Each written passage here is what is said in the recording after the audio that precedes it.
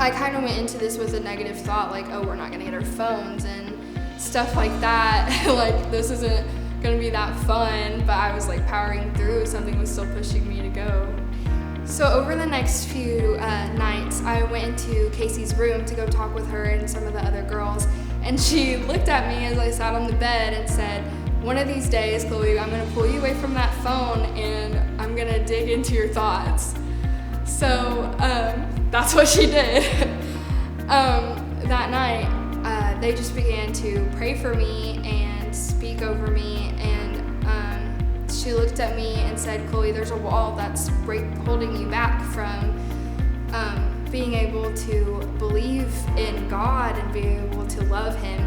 And we're gonna break that down tonight. So I physically lifted my hand up and we broke that wall down.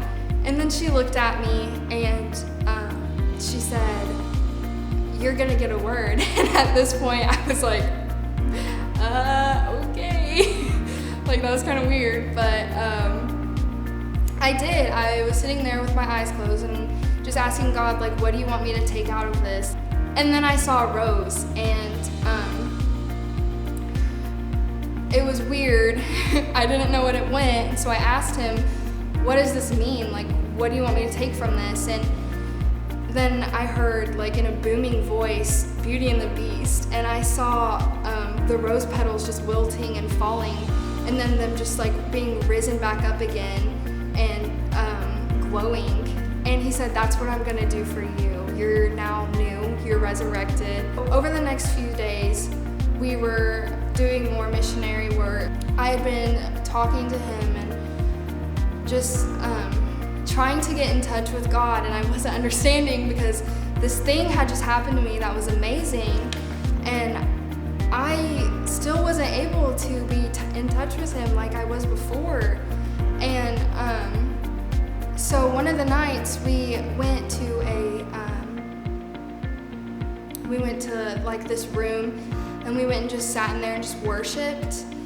And Anna Daly came and walked up to me, and she was like, she gave me a word that matched up with what had happened in Casey's room that night. And at this point, I was just like bawling. The thing that she said that really stuck out to me was that I was talking to him, but not letting him talk.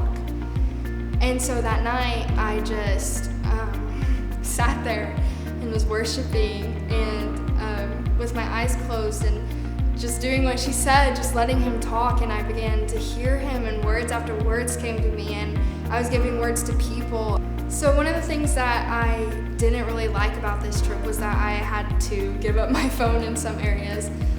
But kind of ironically, that night in Casey's room, I decided to give up my phone for the rest of the trip. It kind of started out as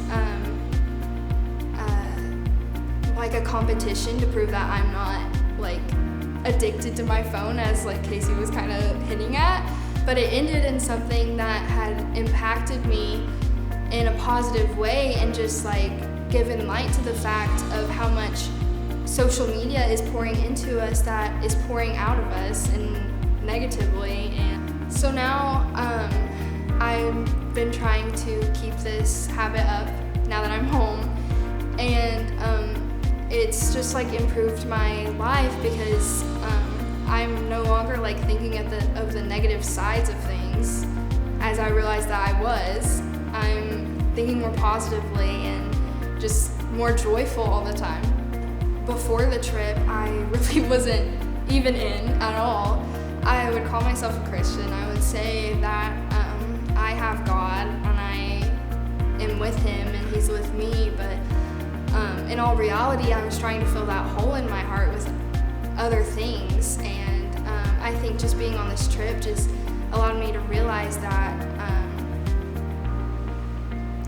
that there's nothing else that would be better to fill it with. Thank you for your support.